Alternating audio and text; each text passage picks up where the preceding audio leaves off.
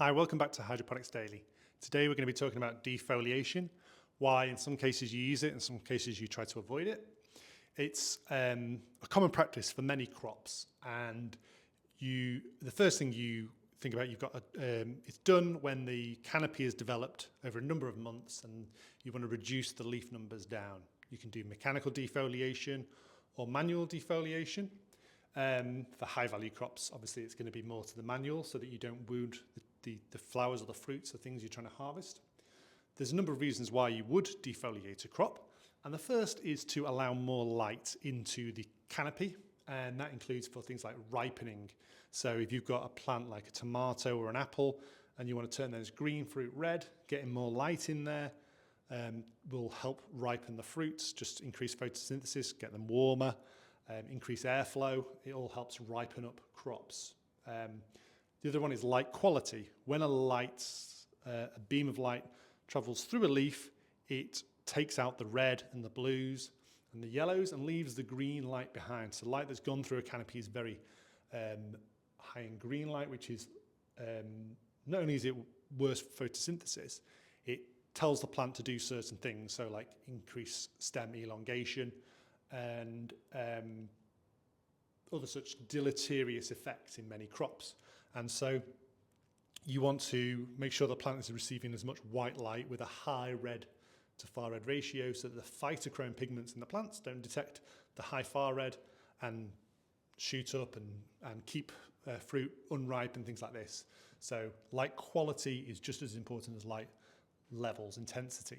The other reason you might want to reduce the number of leaves in the canopy is to reduce the humidity in and around that crop. You might have a very low humidity in your grow room or in your greenhouse, but if you have a very dense canopy, the humidity around that crop can be very, very high, localized, and that helps reduce the humidity and airflow, increase the CO2 that actually gets into the plant.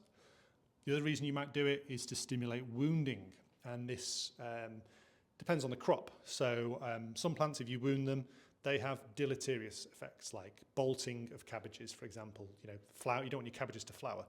Other crops like walnuts benefit from wounding.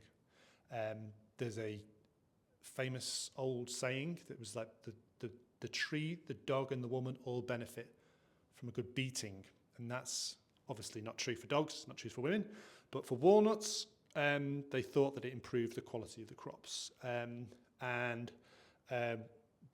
When you remove a leaf, you're producing a wounding signal that then might stimulate secondary metabolites, the production of pigments, the production of terpenes, for example, the production of resins and things like this through the crop.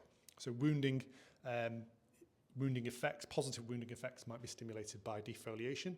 And then the final one is if you have to remove those leaves anyway for harvest, rather than removing all the leaves at once at time of harvest when when you've cut the stems off, there's obviously a time benefit from removing the leaves first while the flowers and the fruits are still in situ and not having negative effects of being harvested. You can get that crop processed a lot faster if the leaves have been removed before the stems are removed from the plants. So 5 major benefits of defoliation. Go for a 6th one. Reduced pest and disease pressure. If you're starting to get pests on your crop and you don't want to use a pesticide or any other methods, you don't want to buy in biological controls, simply getting rid of 80% of the leaves in that area could take you from what would have been a dead cert spider mite infestation or aphid infestation to something that's much more manageable and much more controllable because there's not as much food for them. Especially things like aphids. Aphids, they use things called what we call green bridges, where a leaf touching another leaf to move around plants. It's only when they become much older and adults that they fly between plants. A lot of the time they're using green bridges to infect. So if you can reduce the foliage levels, then you can potentially reduce pest and disease. So 6 benefits of defoliation there. If you can think of another one, drop us a comment or an email and we can do a follow-up. Thank you very much. That's been Hydroponics Daily for today.